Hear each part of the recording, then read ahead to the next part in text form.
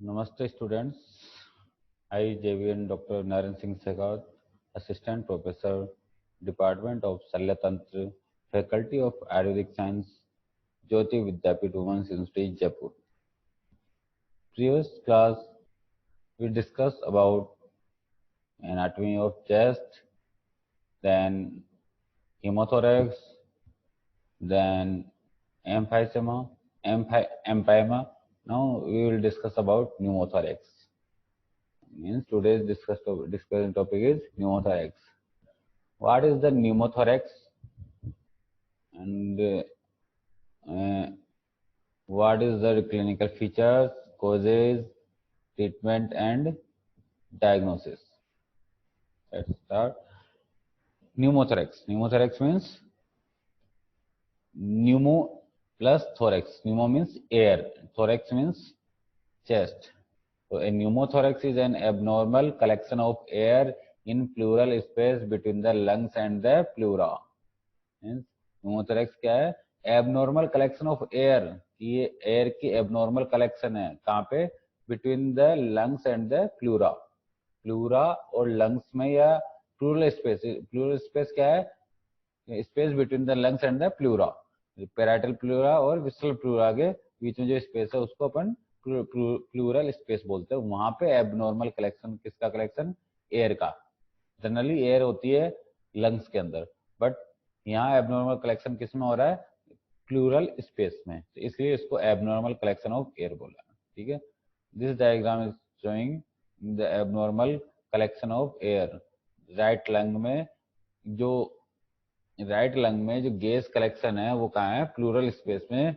वो दिख रहा है. वो क्या दिखा रहा है? Abnormal gas collection in plural space. देखो जो डॉटेड जो दिख रहा है वो एयर्स है. ये लेफ्ट और राइट लंग थोड़ा कोलैप्स हो गया. इसकी जो प्लूरा है उसके बाहर आउटसाइड में आपको डॉटेड स्ट्रक्चर्स दिख रही है. वो क्या है? प्लूरल स्पेस में गैसेस. ठीक है.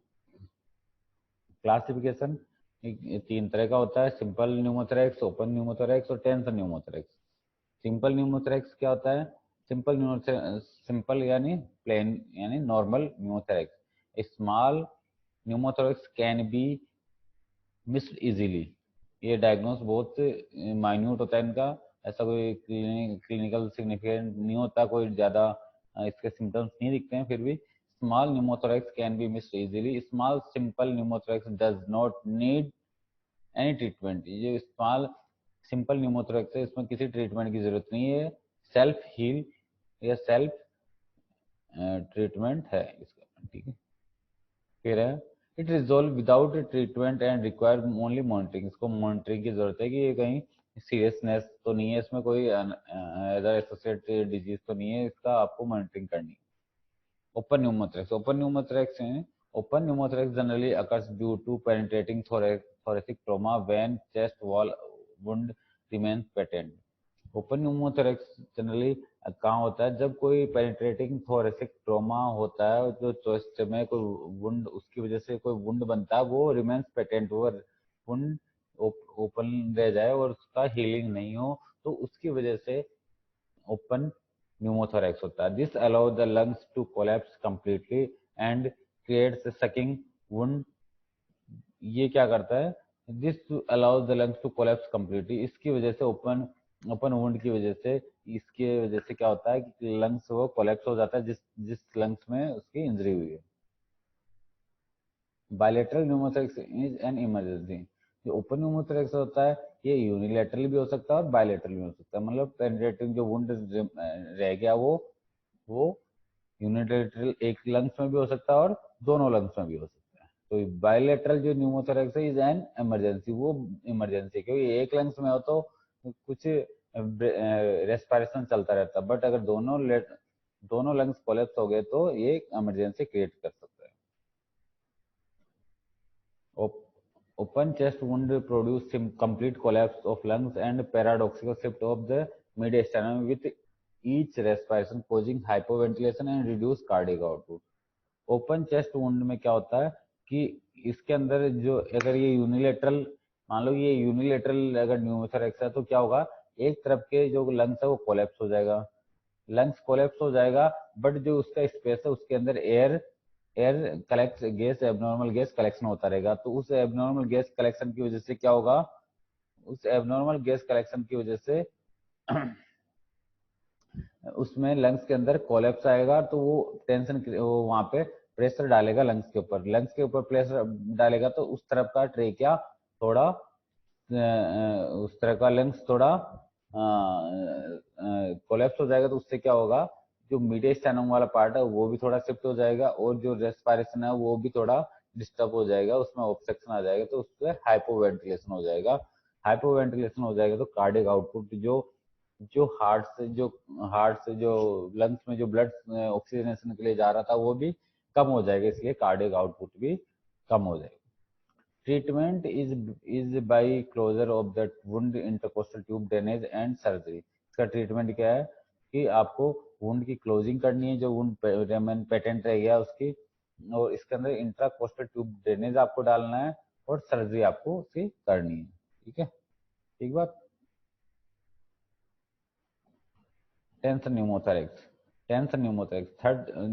Third and last one is tension pneumothorax. Tension pneumothorax is an immediately life-threatening injury that results when gas builds up under pressure within the pleural space after blunt or penetrating thoracic trauma.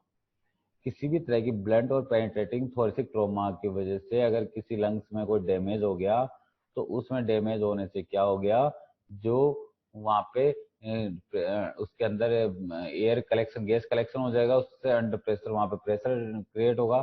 उस pressure create की वजह से वहाँ पे lungs collapse होने लग जाएंगे।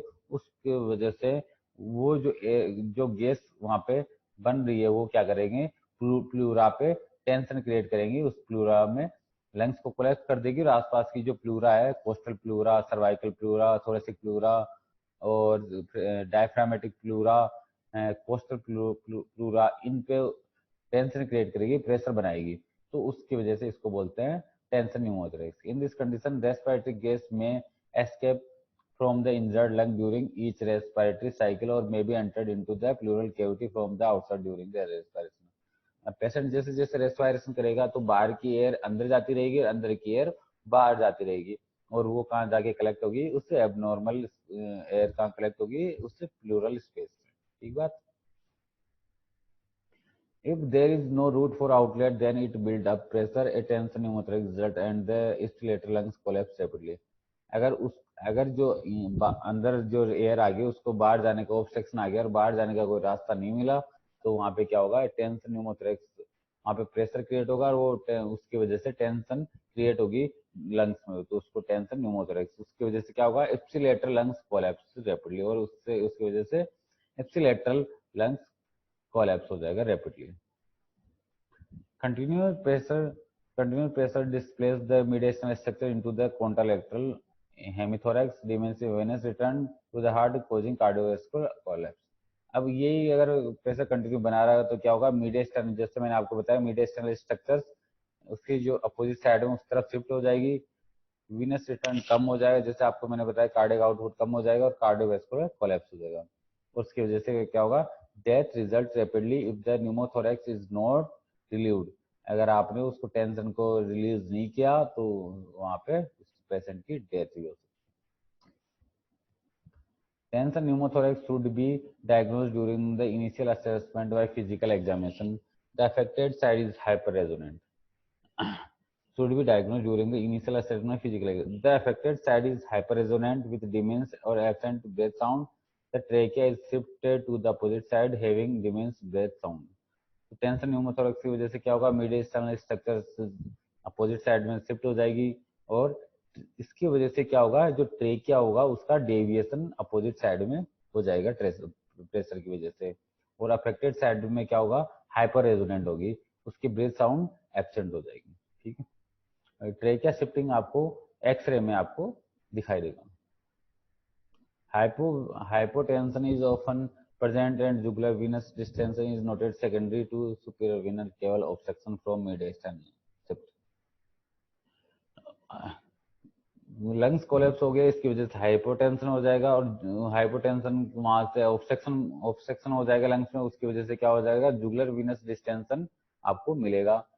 Secondary to superior वेनल कवा ऑब्स्ट्रक्शन फ्रॉम मीडियस्टर्नल, जो मीडियस्टर्नल शिफ्ट की वजह से सुपीरियर वेना कवा में ऑब्स्ट्रक्शन होगा, उसकी वजह से जो जुगुलर वीनस डिस्टेंशन है वो मिलेगा आपको।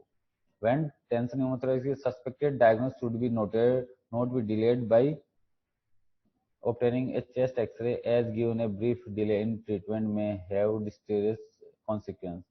इसीलिए आपको डायग्नोसिस के लिए सबसे पहले आपको क्या करना है, चेस्ट एक्सरे कराना है। उसमें आपको लंग्स कोलैप्स मिलेगा, एयर मिलेगी उसमें, और मिड एक्सटर्नल जो स्ट्रक्चर है वो आपको शिफ्ट मिलेगा, और ट्रेकिया डेविएशन मिलेगा। उसके लिए आप उसके बेस पे आपको न्यूमोथोरैक्स आपको सस्पेक्टेड आपको उसको करना है, डायग्नोस करना है। अब इसका ट्रीटमेंट क्या करना है। Once the diagnosis is suspected, tension pneumothorax should be treated by prompt needle thoracostomy। इसमें आपको नीडल थोरेकोस्टोमी से आपको ट्रीटमेंट करना है। इसमें क्या होता है, this is accomplished by inserting a needle under sterile condition into the affected hemithorax in the second intercostal space along with mid clavicular line. आपको इसमें क्या करना है, जो अफेक्टेड लंग्स की साइड है, अफेक्टेड हेमिथोरैक्स है, उसमें आपको एक नीडल इंसर्ट करनी है। वो कहाँ इंसर्ट करनी है, सेकंड इंटरकोस्टल स्पेस में आपको इंसर्ट करनी है। अगर लेफ्ट लंग में अगर टेंशन न्यूमोथोरैक्स है तो आपको मिड क्लेविकुलर लाइन, ये ये मिडल पार्ट और ये लेटरल पार्ट है क्लेविकुलर, इसके मिड क्लेविकुलर से सेकंड इंटरकोस्टल स्पेस में आपको नीडल इंसर्ट करनी है। इससे क्या होगा, this manual release the tension component and allow the mid external structure to resume their normal anatomical position. उससे क्या होगा, वहां का प्रेशर रिलीज हो जाएगा और जो मिड एक्सटर्नल स्ट्रक्चर है वो नॉर्मल कंडीशन में आ जाएगा। This is the treatment for tension pneumothorax. Clear. This is showing the site for needle insertion where this second intercostal space in tension pneumothorax. Clearly, this is all about pneumothorax. Clear? Thank you, students.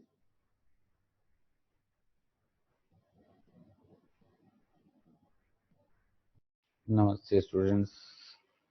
दूसरा video IJVN doctor Narendra Singh Sahgoja, assistant professor department of Shalya Tantra, faculty of Ayurvedic science, Jyoti Vidyapeeth university Jaipur. In previous class, we discussed about surgical jaundice. In today's class, we will discuss about ERCP, means endoscopic retrograde cholangiopancreatography. This is the technique to rule out the cholelithiasis and other type of stones and inflammation also. Through a side viewing gastroduodenoscope, sphincter of Oda is cannulated and dye is injected. Biliary and pancreatic trees are visualized.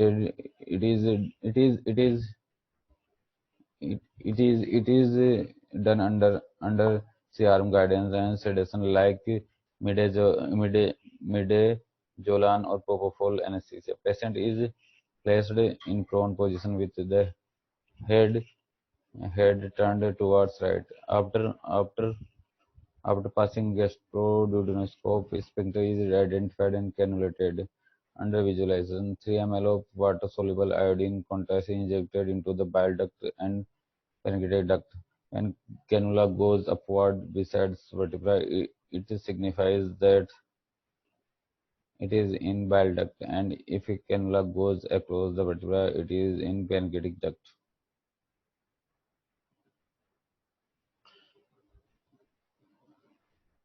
Indication: malignancy, irregular filling defect, chronic pancreatitis, chain of lax appearance, congenital anomalies, stones, structure of biliary tree, polydocal cyst. For sampling of biliary and pancreatic juice for analysis and cytology. Breast biopsy from tumor site. Therapeutic uses extraction of stones from biliary duct, nasogastric drainage, stenting of tumor in CBD, dilation of biliary structure, endoscopic papillotomy. Complications: pancreatitis, duodenal injury, perforations, cholangitis, bleeding from pancreato-duodenal artery, sphincter stenosis, relative contraindications also include acute pancreatitis, previous gastrectomy. So student, this is all about the ERCP. ERCP means endoscopic retrograde cholangiopancreatography. This is the technique to find or rule out disease of gallbladder. Okay, student. This session is powered by Digital Session 2.0 Jyoti Vidyapeeth Women's University, Jaipur. I hope you are satisfied with this digital session. If you have any doubts and queries, please mention in comment box. I will resolve it soon. Thank you, students.